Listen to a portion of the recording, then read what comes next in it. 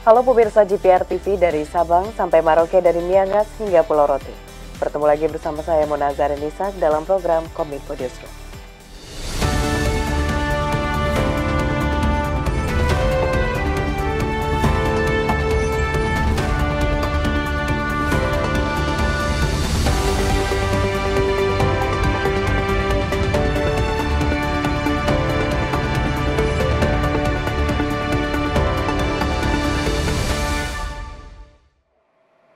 Pemirsa, kita ke informasi pertama. Presiden Joko Widodo resmi menerbitkan Peraturan Presiden Nomor 75 Tahun 2024 tentang percepatan pembangunan Ibu Kota Nusantara.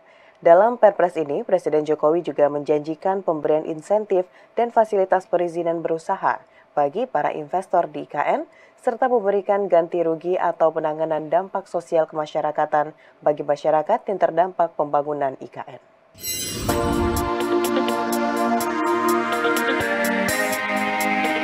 Presiden Joko Widodo pada 11 Juli 2024 resmi menerbitkan Peraturan Presiden Nomor 75 Tahun 2024 tentang percepatan pembangunan Ibu Kota Nusantara. Secara umum, Perpres ini mengatur mengenai pemberian berbagai insentif bagi para calon investor untuk meningkatkan minat berinvestasi di IKN, hingga membahas mengenai mekanisme penggantian lahan bagi masyarakat terdampak pembangunan IKN.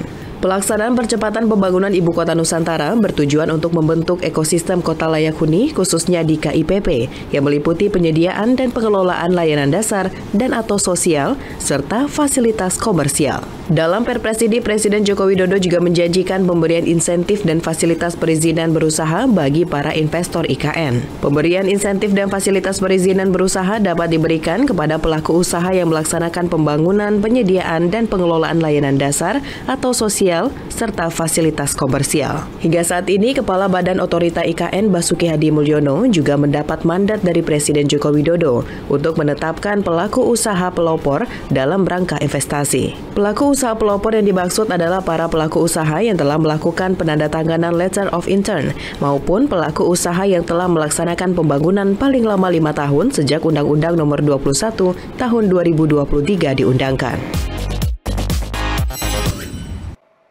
Ketua Satgas Perencanaan Pembangunan Infrastruktur IKN, Imam Santoso, mengatakan kesiapan lapangan upacara di IKN untuk HUT RI ke-79 siap digunakan dan sudah mencapai 82,73%. Dalam konferensi pers secara daring, Imam mengungkapkan sejumlah ruangan sudah dapat beroperasi pada akhir Juli 2024.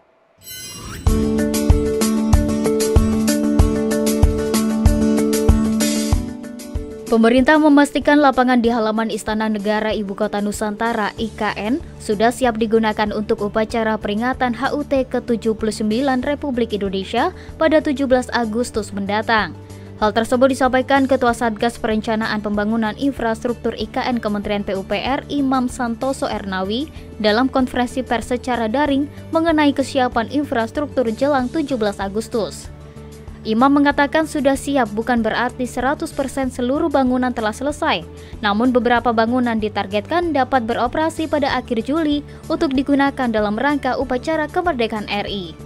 Sementara itu, pembangunan Istana Negara serta lapangan upacara IKN sudah mencapai 82,73%. Lapangan tersebut memiliki kapasitas sekitar 8.000 orang. Namun kepastian jumlah peserta untuk upacara 17 Agustus di lapangan Istana Negara IKN masih akan diatur oleh Kementerian Sekretariat Negara.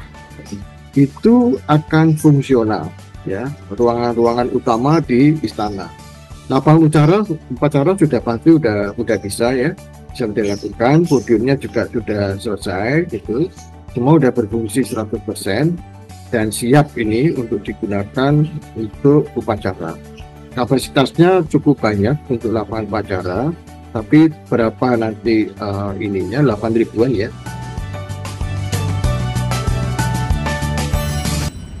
Kita ke informasi lainnya pemirsa. Wakil Presiden Maruf Amin menginstruksikan anggota TNI Polri dapat terlibat maksimal dalam mengamankan pemilihan kepala daerah tahun 2024.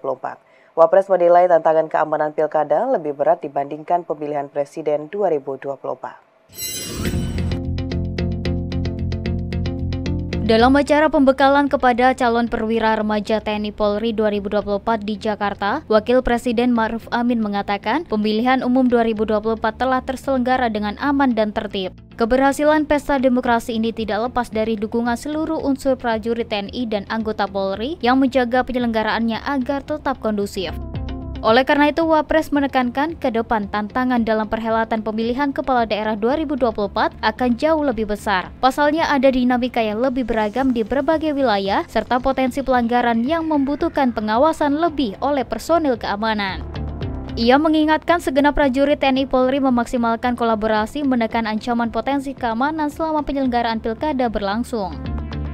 Tantangan di pilkada justru jauh lebih besar, dengan dinamika yang lebih beragam di masing-masing daerah, serta potensi pelanggaran yang membutuhkan pengawasan lebih oleh personel di daerah. Untuk itu saya meyakini bahwa dengan persiapan yang baik, tata kelola pengawasan yang mumpuni, dan sinergi yang kuat dari semua pihak, Pilkada serentak tahun 2024 akan berjalan sukses dan menghasilkan pemimpin daerah yang berkualitas. Berdasarkan PKPU nomor 2 tahun 2024 tentang tahapan dan jadwal pemilihan gubernur dan wakil gubernur, bupati dan wakil bupati, serta wali kota dan wakil wali kota tahun 2024, Pilkada serentak akan dilaksanakan pada tanggal 27 November 2024 di 545 daerah. Pilkada provinsi akan dilaksanakan di 37 provinsi termasuk Papua. Penyelenggaraan pilkada di wilayah Papua akan dilaksanakan di Provinsi Papua, termasuk juga Provinsi Papua Barat, Provinsi Papua Selatan, Provinsi Papua Pegunungan, dan Provinsi Papua Barat Daya. Badan Nasional Penanggulangan Bencana mencatat sebanyak 51 kejadian bencana selama sepekan terakhir atau per periode 1 sampai 7 Juli 2024. Di mana kejadian bencana banjir yang mendominasi. Kepala Pusat Data Informasi dan Komunikasi Kebencanaan BNPB, Abdul Buhari, menyampaikan bahwa masyarakat agar tetap waspada terhadap kejadian bencana dan perubahan cuaca yang terjadi di beberapa daerah di Indonesia.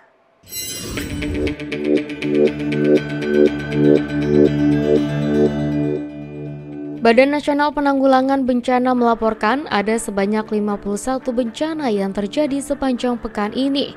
Dengan bencana hidrometeorologi seperti banjir masih mendominasi di beberapa wilayah di Indonesia. Kepala Pusat Data Informasi dan Komunikasi Kebencanaan BNPB Abdul Muhari dalam disaster briefing mengatakan, jumlah tersebut mengalami kenaikan dari pekan-pekan sebelumnya yang hanya tidak lebih dari 30 kejadian. Meski Juli hingga Agustus masuk ke dalam periode puncak musim kemarau karena wilayah Indonesia berada di garis khatulistiwa, Abdul Muhari tetap mengimbau kepada masyarakat untuk meningkatkan kewaspadaan karena bencana hidrometeorologi seperti banjir akan selalu terjadi dan menyasar di beberapa wilayah Indonesia. Meski pada puncak kemarau bukan berarti kita tidak ada banjir. Betul. Meski pada puncak musim hujan bukan berarti kita tidak punya kebakaran hutan. Ya. Jadi dua bencana hidrometeorologi yang sebenarnya bertolak belakang dari sisi penyebab itu selalu ada di setiap periode. Jadi tetap kita harus waspada. Ya. Seperti yang minggu ini kita lihat, meskipun kita sudah masuk di periode kemarau, bencana yang mendominasi di minggu ini tetap bencana banjir. Apalagi kata BMKG menyampaikan mulai terasa dampak La Nina. Kalau 2023 kita terpengaruh oleh El Nino, fase kering. Sekarang mulai dari Juni BMKG sudah menyampaikan daerah-daerah yang mungkin berpotensi mengalami kenaikan intensitas hujan. Pemirsa, usai jeda pariwara, Kominfo Newsroom akan kembali dengan informasi lainnya. Tetaplah bersama kami.